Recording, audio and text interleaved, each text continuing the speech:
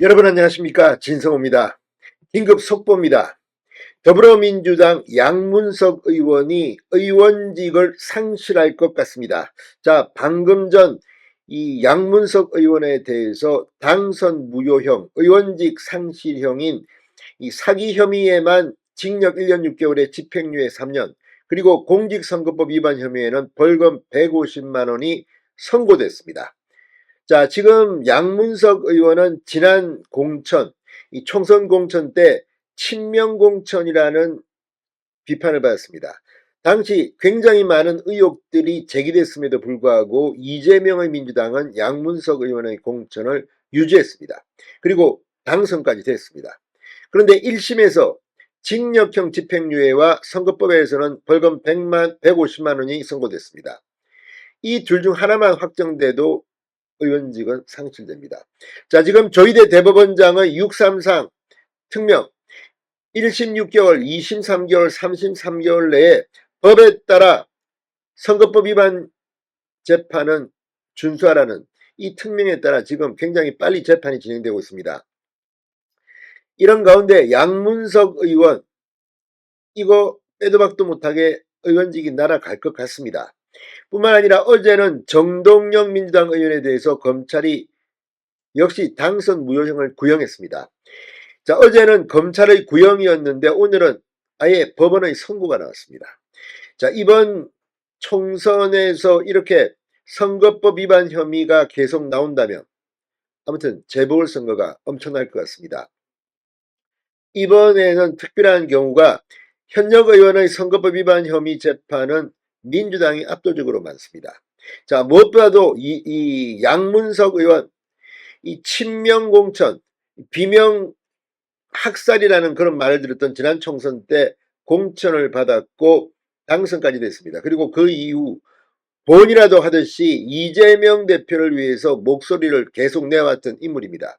따라서 양문석 의원이 만약 대법원에서 확정 판결을 받고 배지가 날아간다면 이재명 대표에게도 상당한 충격일 겁니다.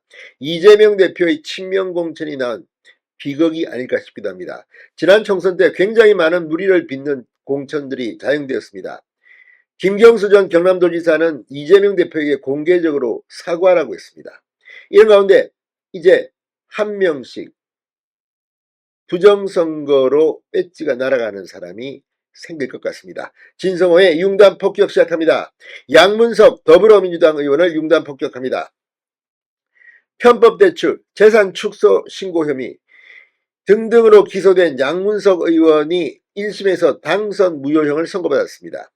수원지법 안산지원 형사 2부 박지영 재판장은 방금 전 이선거 공판에서 양문석 의원의 특정경제범죄법상 사기 혐의에 대해서는 징역 1년 6개월에 집행유예 3년을, 선거법 위반 혐의에 대해서는 당선 무효형인 벌금 150만 원을 선고했습니다.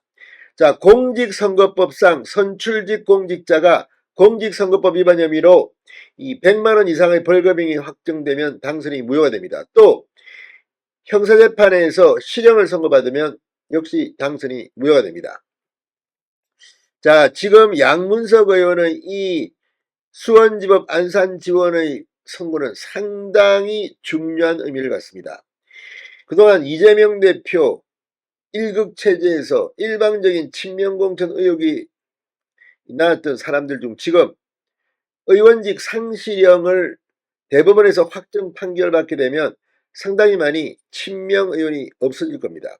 지금 양문석 의원 말고도 이런 여러 가지 의혹으로 재판을 받고 당선 무효형이 최종 선고될 가능성이 높은 의원들이 늘어나고 있습니다.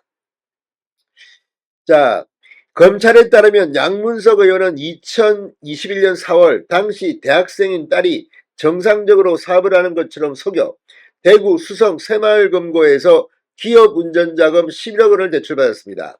양 의원은 이 돈을 서초구 잠원동 아파트를 매입하는 과정에서 대부업체와 지인들로부터 빌린 돈을 상환하는 데 썼습니다.